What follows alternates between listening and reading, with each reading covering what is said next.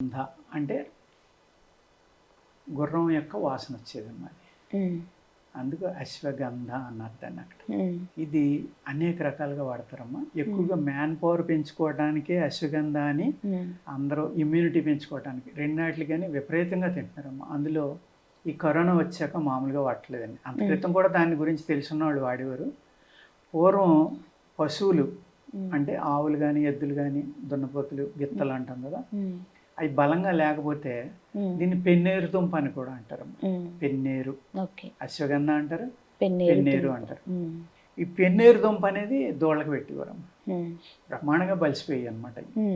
నీరసంగా ఉన్న దూళ్ళకి ఏం చేసేవారంటే పశువులకి ఈ పెన్నేరు దుంప ఉడకేసి పెట్టడం, లేకపోతే పచ్చిది పెట్టడం, లేకపోతే దాన్ని పౌడర్గా చేసి అవి తిని చిట్టు తౌడు వాటిలో ఎక్కువ ఫీడింగ్ ఏదైతే ఉంటుందో అందులో కలిపి పెట్టివరం.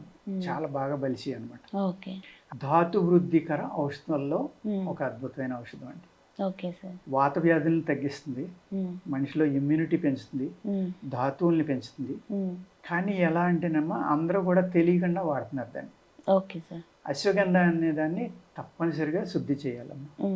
శుద్ధి చేయకుండా వాడితే శుద్ధి చేసిన మూలిక మీకు 100% పనిచేసింది అనుకోండి, శుద్ధి చేయకుండా ఉన్న మూలిక 70% పనిచేస్తుంది. ప్లస్ ఒక 30% అందులో టాక్సిన్స్ ఉండొచ్చు. అంటే మన బాడీకి సహాయం ఎలా ఉన్నా కూడా హాని చేసి కూడా ఉండొచ్చు.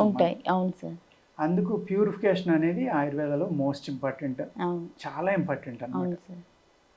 దాన్ని ప్యూరిఫై చేయాలంటే మీరు పచ్చిదుంప దొరికితే దాన్ని ముక్కలుగా చేసామా మనం ఇడ్లీ ఉడకబెట్టి పాత్ర లాంటి దాంట్లో వేసి ఉడకబెట్టుకోవచ్చు. కింద పాలు పోయాలి నీళ్ళ బదులు. లేదు మనం ఒక పొడవాటి పాత్ర తీసుకుని నీళ్లు పాలు చెరిసకం వాటర్ కలిపిన పాలు పోసామా దానికి ఒక గుడ్డ కట్టి ఆ గుడ్డను గొయ్యిలా చేసి అందులో ఈ ముక్కలేసి పొయ్యి మీద పెట్టి ఆ పాలు మరుగుతూ ఉండగా వచ్చిన ఆవిరి మీద ఈ ఉడకాలి. ఉడికితే దాంట్లో టాక్సిన్స్ అన్ని బయటకు వెళ్ళిపోతాయి. దాని మీద మూత పెట్టామనుకోండి ఉడికిపోతున్నది. ఉడికిపోయి దాంట్లో ఉన్న టాక్సిన్స్ అన్ని ప్యూరిఫై అయిపోతాయి. ఆ విధంగా మాకు కుదరదు, ఇన్ని చేయలేము అనుకున్న వాళ్ళు పౌడర్ దొరుకుతుంది ఇప్పుడు, దాన్ని ఏం చేయాలి? అప్పుడు ఏం చేయాలంటేనేమో మంచి పాలు చక్కగా కాసుకుని ఆ పాలల్లో దీన్ని వేసి పేస్ట్ చేసేసుకోవాలి. చేసి దాన్ని మళ్ళీ వెండబెట్టి పౌడర్ చేసుకుంటే కనుక అందులో దోషం అంతా నిర్మూలన అయిపోతుంది.